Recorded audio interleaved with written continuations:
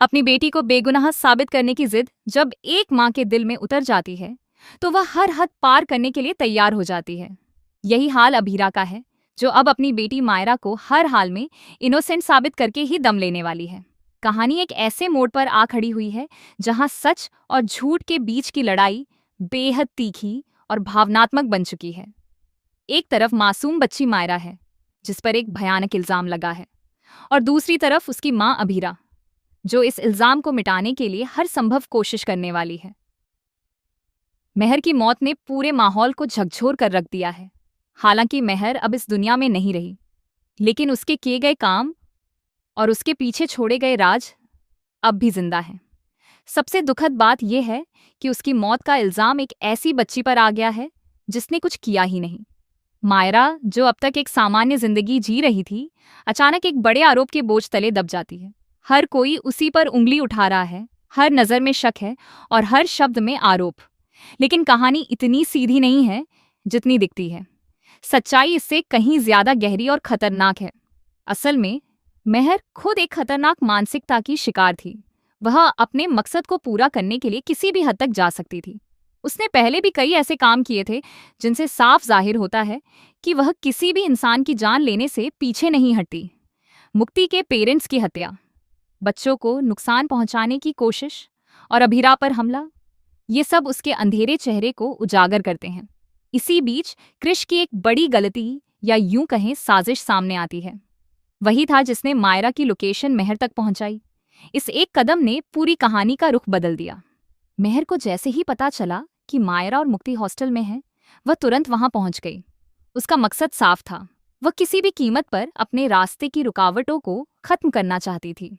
Hostel का वह scene बेहद डरावना और तनाव से भरा हुआ था। एक तरफ मासूम मायरा, जो खुद को बचाने की कोशिश कर रही थी, और दूसरी तरफ मेहर, जो पूरी तरह से बेकाबू हो चुकी थी। जब मायरा ने उसे मर्डरर कहा और सजा की बात की, तो मेहर का गुस्सा और भी भड़क गया। उसकी आंखों में सिर्फ एक ही चीज थी, खत्म करना।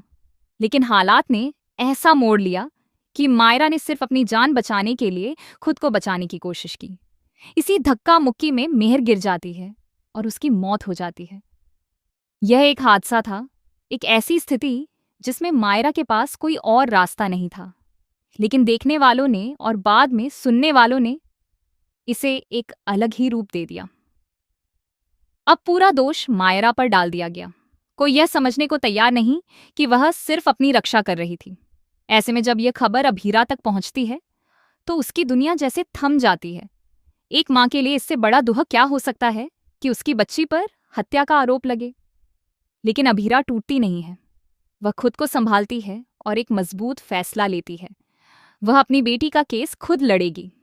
वह जानती है कि यह आसान नहीं होगा। सामने कई सवाल होंगे, कई आरोप होंगे और कई ऐसे लोग होंगे जो उसे गलत साबित करने की कोशिश करेंगे। लेकिन उसे अपने सच पर भरोसा है। अरमान भी इस दौरान मायरा का साथ देने के लिए तैयार होता है। वह कहता है कि वह मायरा को इनोसेंट साबित करेगा, लेकिन असली जिम्मेदारी अभीरा अपने हाथ में लेती है। यह सिर्फ एक केस नहीं है, यह एक माँ की लड़ाई है जो अपने बच्चे के लिए दुनिया से टकराने को तैयार है। अब शुरू होती है सबूतों की तलाश। अभीरा हर छोटी बड़ी बात को जोड़ने की कोशिश करती है। वह मेहर के पिछले रिकॉर्ड्स निकालती है, उसकी मेंटल हिस्ट्री को सामने लाती है। वह यह साबित करने की कोशिश करती है कि मेहर पहले से ही एक खतरनाक इंसान थी जो कई अपराधों में शामिल रही है। साथ ही हॉस्टल के सीसीटीवी फुटेज इस केस का सबसे बड़ा हथियार बनते हैं। इन फुटेज में साफ दिखता है कि मेहर ही मायरा पर हमला कर रही थी। मायरा सिर्फ खुद को बचाने की कोशिश कर रही थी। यह फुटेज केस का टर्निंग पॉइंट बन सकता है। जैसे जैसे सच्चाई सामने आने लगती है, वैसे वैसे लोगों की सोच भी बदलने लगती है। जो लोग मायरा को दोषी मान रहे थे, अब उन्हें अपनी गलती का एहसास होने लगता है। पोदार परिवार भी धीरे धीरे समझने लगता है कि उन्होंने बिना सच्चाई जाने ही मायरा और अभीरा को जज कर लिया था।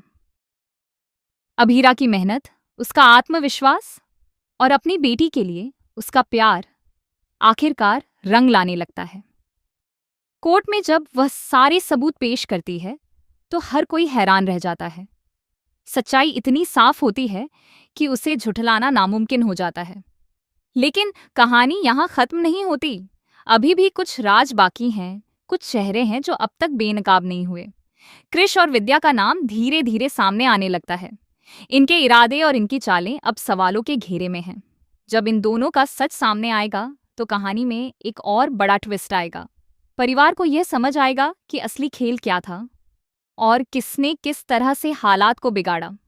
ये भी सामने आएगा कि अगर ये गलतफहमियां न होती तो अथमान और अभीरा बहुत पहले ही एक हो चुके होते। इस पूरी कहानी में सबसे मजबूत किरदार बनकर उभरती है अभीरा, जो सिर्फ एक माँ ही नहीं बल्कि एक योद्धा की तरह लड़ती है। वह साबित करती है कि सच्चाई चाहे कितनी भी छिपी हो, एक दिन सामने जरूर आती है। मायरा का बेगुनाह साबित होना सिर्फ एक कानूनी जीत नहीं होगी, बल्कि यह एक भावनात्मक जीत भी होगी। एक माँ की, एक बेटी की और उस सच्चाई की जिसे दबाने की कोशिश की गई थी। अब देखना, यह दिलचस्प होगा कि कृष और विद्या का सच कब और कैसे सामने आता है और उसके बाद परिवार में क्या बदलाव आते हैं। क्या सब कुछ पहले जैसा हो पाएगा या फिर कुछ रिश्ते हमेशा के लिए बदल जाएंगे? ये आने वाले एपिसोड्स में ही पता चलेगा।